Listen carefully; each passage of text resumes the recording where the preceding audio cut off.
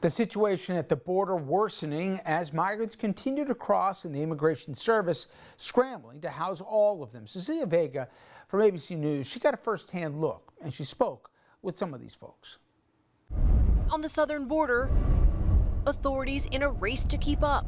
On patrol with deputies from Hidalgo County, Texas, we spot a group of families who just crossed the Rio Grande. ¿Cuántos tienes? Cuatro. ¿De dónde vienes? Honduras. In this group, 15-year-old Jeffrey traveling alone from Honduras. Sí, cansadísimo. He's very, very tired, he says. And what's next now that he's arrived? He tells me only God knows. Just up the road, an even bigger group. In it, 9-year-old Justin and 10-year-old Joseph, both traveling alone, walking for more than a month.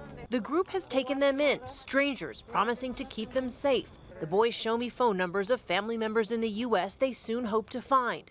Justin takes off his backpack to show me this hat. Este es el número de tu abuelo, ¿verdad?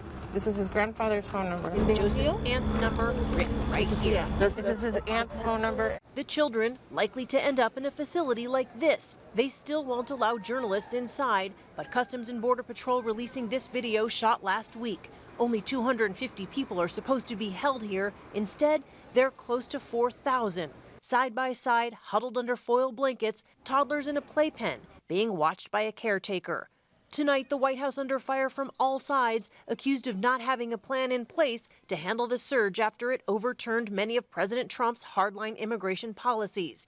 Democratic Congressman Henry Cuellar of Texas calling the situation at the border something the White House won't, a humanitarian crisis. The administration has all the good intentions. They want to treat the kids in a humane way. But in trying to do this, their good intentions are being overwhelmed by numbers. The children just keep coming. Those little boys we met, Justin and Joseph. Justin tucking that hat with his grandfather's phone number away for safekeeping. ¿Tienen miedo? Are you scared, I ask? Yes, they tell me. They're scared. And for more, let's bring on our guest. Hope Frye is co-founder and executive director of Project Lifeline. She's kind enough to give us a few minutes. And Hope, maybe it's semantics, but there's a debate as to the state of the humanitarian crisis, or if it is a crisis at the border. How would you describe it?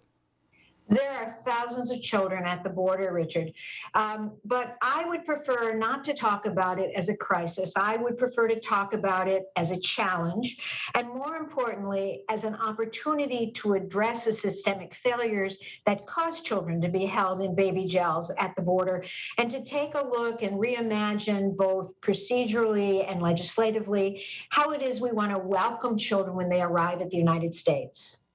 You know, I was a couple of years ago at the border of Tijuana and San Diego, and I saw myself this makeshift system that was trying to figure out, seemingly outside of governmental really solutions or input or interest, you can argue, from then the Trump administration, what to do with these kids. And I said to anyone, if you saw the kids yourselves, you'd realize that we've got to do better by them. And my question is there clarity now what we're going to do with this population? And, you know, if somebody brings them to the border as a caregiver, how does it work now? Does the caregiver come into the country too? Or is it you find someone in the States that's a relative and the child stays with them until the situation gets figured out?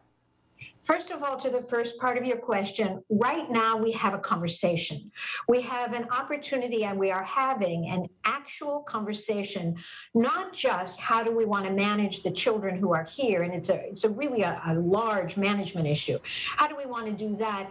But more importantly, we are having a serious discussion for the first time in many, many years about what we're going to do. But let's talk about what's happening at the border. First of all, Title 42 expulsions, which are the imaginary CDC sealing of the border because of COVID that is not science-based. Title 42 expulsions are going on for everyone but unaccompanied children. So what does that mean? That means if I bring my 4-year-old child in across the border, my child and I will be sent back to the squalid and extremely dangerous conditions along the Mexico border. So I might choose, rather than have my child stay there, where the crime is horrendous, where women have been abducted and raped in front of their small children. I might prefer, rather than have my child in this very dangerous situation, to send my child across alone. And this is, I have to say, an incredibly painful decision, but parents are doing it. So then we have a child who comes in unaccompanied, who would have been with a parent but for the Title 14 expulsions. Then we have another category of children who arrive with trusted caregivers. I've met many, many children in detention who travel with grandma, where grandma has been the principal caregiver their whole lives. They've never known their parents. It has always been the case that children arriving with a trusted caregiver are separated from that caregiver and given into the custody of the Office of Refugee Resettlement, which is the government agency that's charged with taking care of kids once they're released from the border baby jails. There is no reason, Richard, why we can't have a system of receiving children in child-friendly reception centers staffed by trained child welfare workers and do release, expedited release for many, many children at the border, including screening trusted caregivers like grandma to see if she can be released together with the children can be released together with her. Now, the pushback that we get on that is children are trafficked. You can't do that safely.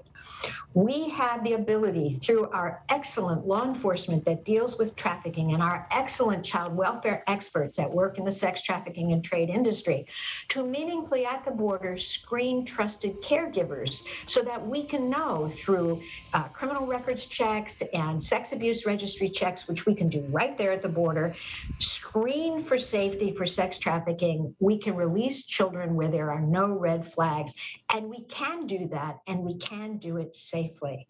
This gets children reunited and kept with family quickly, which is always going to be in their best interest.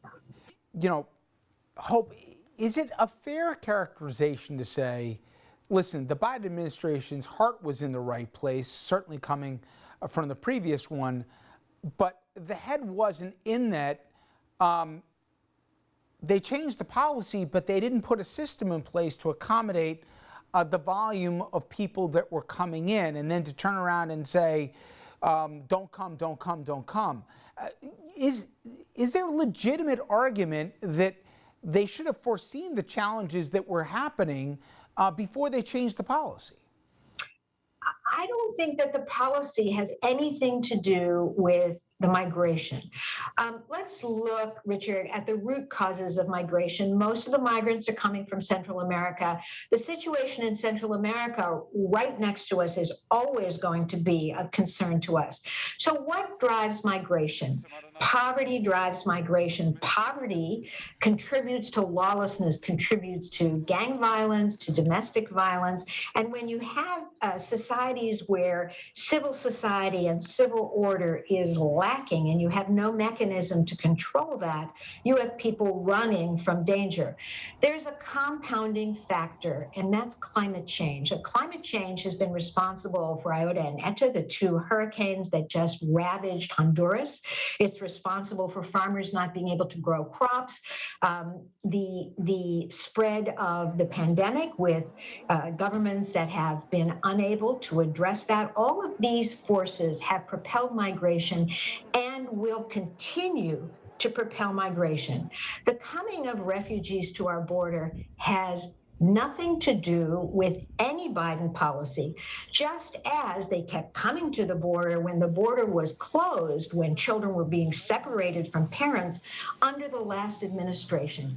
People come because they are running for their lives. They don't come because of some policy we have or don't have. Most of the people have no idea what our policies are. In terms of the why, I've heard two different things. Obviously, the desperation you've mentioned, and we've heard from certain people that they came because there was a change in administration, that they'd find a more welcome one than they did under the previous folks. I've heard other numbers that say when you look at the raw data seasonally, this is the time that they come if you look year to year. Which one is it? Are we seeing a much greater influx than we've previously seen? And if so, why? No, I think you're absolutely right that we have seasonal migration patterns. In 1986 and in 2000, we received 1.6 million people, undocumented 1.6 million. We didn't receive anything like that, say, in 2010. We have historical patterns of migration that this pattern fits right into those historical patterns. The spring is the migration season. We see heavy migration every year through the spring, tapering off in June and July when the desert is very hot. Now, we have more children coming now. We had 9,500 children in February, and we expect more children than that coming in each of the next 3 months. Part of the reason for that is that the last administration unlawfully expelled more than 5,000 children because of Title 42 specious COVID restrictions. And those children didn't go home. They've stayed in Mexico, many near the border, most near the border, in dangerous situations. And now that we're following the law that was the same under the last administration, this administration is simply following long existing law under the anti-trafficking laws. We're letting children come in as we should have. Had the last administration allowed children to enter the United States as it was legally required to do, we would not be seeing so many children now.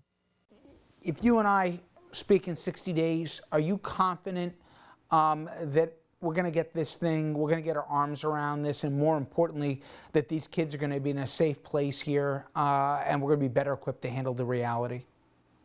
I hope so, Richard. I hope so. All right, me as well. Fingers crossed. Thank you so much for the time. I really appreciate it. Thank you for having me. And up next, our good friend, ABC News political director Rick Klein. He'll join us with the latest coming from Capitol Hill when it comes to gun control and much more, including the filibuster. Stay with us.